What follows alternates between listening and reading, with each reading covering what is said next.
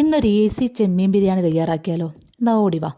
1/2 kilo ചെമ്മീൻ അതിൻ്റെ തൊലിയെല്ലാം കളഞ്ഞ് വൃത്തിയാക്കി നന്നായിട്ട് ഉപ്പും മഞ്ഞളും മുളക് പൊടിയിട്ട് പുരട്ടി സൈഡിൽ മാറ്റി വെക്കും. അതൊന്ന് റെസ്റ്റ് ചെയ്യാൻ വേണ്ടി വെക്കണം. അപ്പോഴേക്കും നമുക്ക് റൈസ് തയ്യാറാക്കാൻ വേണ്ടി കുക്കറിൽ വെളിച്ചെണ്ണയും നെയ്യും കൂടി മിക്സാക്കി ഒഴിച്ച് അതിലേക്ക് പട്ട, ഗ്രാമ്പു, ഏലക്ക, ഉള്ളി എന്നിവ ചേർത്ത് വഴറ്റി വെള്ളം ഒഴിച്ച് തിളപ്പിച്ച് അരി ഇട്ട് കൊടുക്കുക. എന്നിട്ട് 2 വിസിലടിക്കാൻ വേണ്ടി വെക്കുക.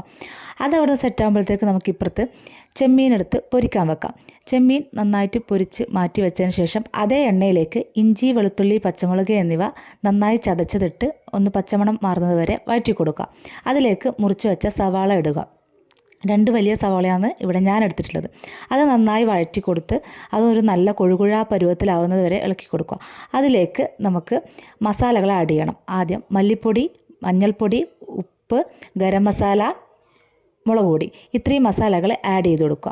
അതിനുശേഷം അതിൻ്റെ പച്ചമണം മാറുന്നത് വരെ ഒന്ന് മൂപ്പിച്ച് കൊടുക്കുക. അത് നന്നായി പച്ചമണം മാറി മൂത്ത് വന്നതിന് ശേഷം അതിലേക്ക് ഇനി ആഡ് ചെയ്യേണ്ടത് തക്കാളിയാണ്.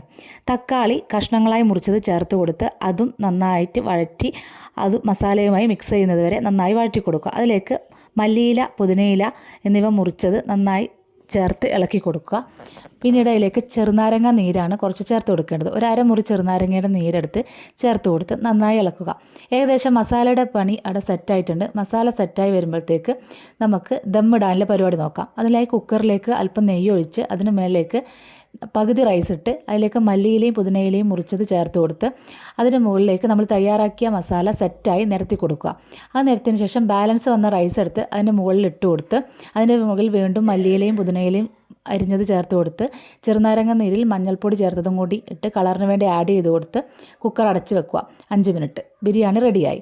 അപ്പോൾ രുചിയുള്ള ബിരിയാണി നമുക്ക് കഴിക്കാം. ബായ്.